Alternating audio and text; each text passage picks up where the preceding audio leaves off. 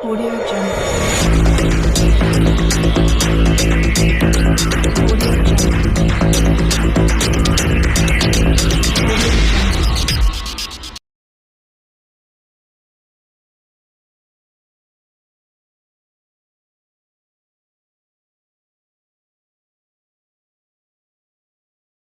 Good morning class sixth. कैसे हैं आप? हम पाठ 2 के विज्ञान के उड़ान कार्य पुस्तक में अब तक 4 कार्यपत्रक यानी 4 वर्कशीट्स हम कर चुके हैं।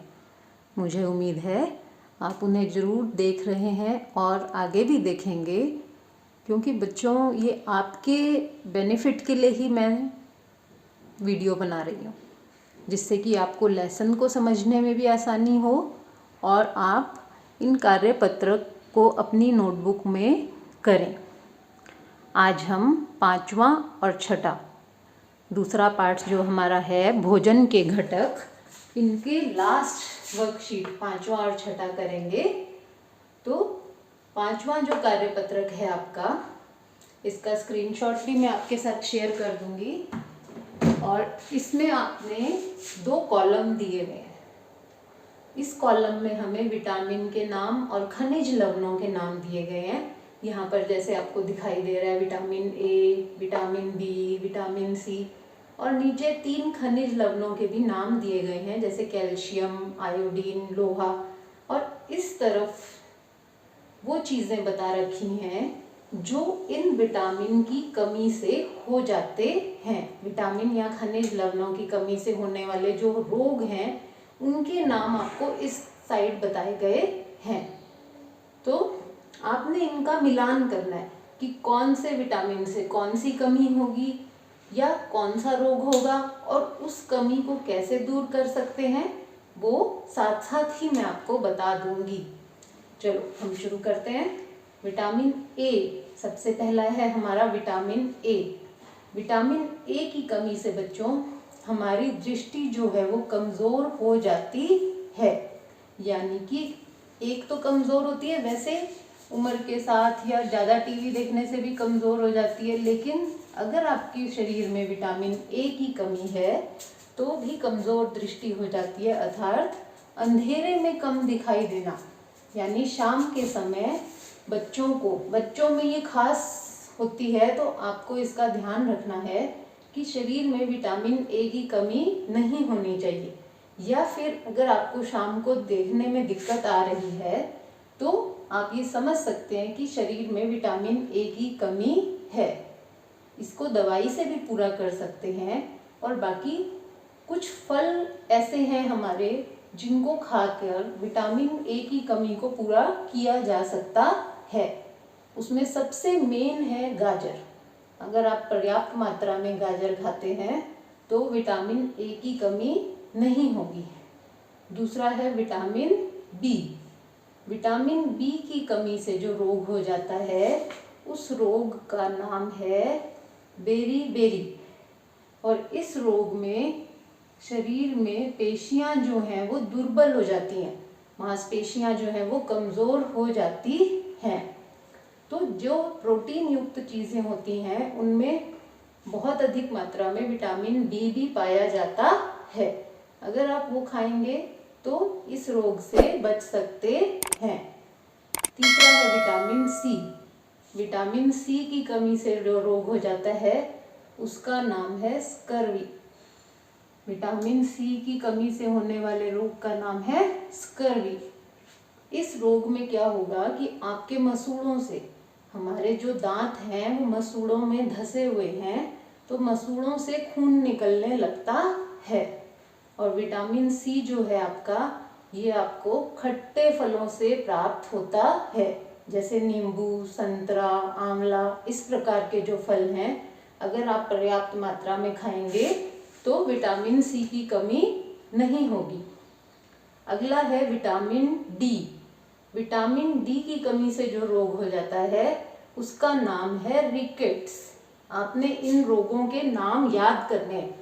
ये अभी भी तो आपको काम आएंगे ही, आगे भी अगर आप किसी एंट्रेंस टेस्ट में अपीयर होते हैं तो भी आपको इनसे मदद मिलेगी, क्योंकि इनमें से प्रश्न पूछे जाते हैं।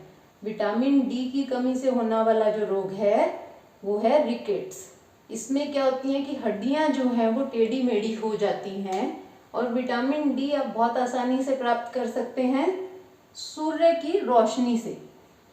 विटामिन डी जो है वो हमें सूरज की रोशनी से ही प्राप्त हो जाता है। अगला है कैल्शियम। हमारे शरीर के बहुत सारे भाग जो हैं जैसे दांत, हड्डियां, नाखून, इनमें कैल्शियम होता है। तो अगर कैल्शियम की कमी हो जाए शरीर में तो हड्डियां जो हैं हमारी कमजोर हो जाती हैं। तो कैल्शियम आपको पर्याप्त मात्रा में मिल जाएगा दूध से। दूध पिएंगे या दूध से बने जो पदार्थ खाएंगे तो कैल्शियम की कमी पूरी हो जाती है। अगला है आयोडीन। अगला खनिज लवण है हमारा आयोडीन। आयोडीन की कमी से जो रोग हो जाता है उसको कहते हैं घेंगा। घेंगा रोग है ये। और यहाँ पे हम 6 नंबर डालेंगे। इसमें क्या होता है कि गर्दन में ग्रंथि होती है, थायराइड ग्रंथि, वो फूल जाती है और ये उसकी निशानी है कि आपको घेंगा रोग हुआ है और शरीर में आयोडीन की कमी है। आयोडीन जो है हमें बहुत थोड़ी मात्रा में चाहिए होता है, जो कि साधारण नमक से ही हमें प्राप्त हो जाता है। अगला है लोहा। तो लास्ट हमारा ये बच गया अरक्तता।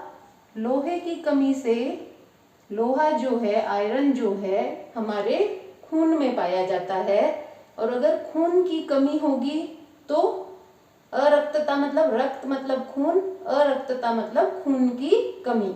तो अगर आपके शरीर में लोहे की कमी हो गई तो इसका मतलब है कि खून भी कम है। तो ये रोग अगर हो गया तो आप कमजोर महसूस करेंगे। लोहे का सबसे अच्छा स्रोत है पालक। और यदि आप लोहे के बर्तनों में खाना पकाएंगे तो भी आपको लोहा जो है पर्याप्त मात्रा में प्राप्त हो जाता है। आप इस कार्यपत्रक को करें और हम अभी छठा कार्यपत्रक भी करेंगे।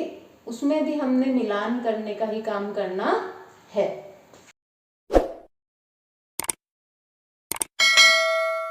अगला कार्यपत्रक जो है हमारा छठा कार्यपत्रक, वो भी बिल्कुल आसान है। इसमें भी हमने ए और बी कॉलम के जो चीज़ें दी हैं उनको मिलान करना है। सबसे पहला है गाजर। तो इधर से आप देख सकते हैं कि गाजर किसके साथ मिलेगा। किसका उदाहरण है? विटामिन का। कौन सा विटामिन पाया जाता है मुख्य रूप से गाजर में? Vitamin A. अगला है दाल। दाल जो है प्रोटीन के साथ हम मिलाएंगे क्योंकि दालों में प्रचुर मात्रा में प्रोटीन पाए जाते हैं। अगला है घी। घी को मिला देंगे हम वसा के साथ। घी में वसा पाई जाती है। और लास्ट है अनाज। जितने भी अनाज होते हैं जैसे गेहूँ, मक्का, बाजरा, चावल, इनमें सब में कार्बोहाइड्रेट पाए जाते हैं। आप अपनी कॉपी में दोनों कार्यपत्रक आज ही करें जिससे कि आपका पूरा चैप्टर ये रिवाइज हो जाए।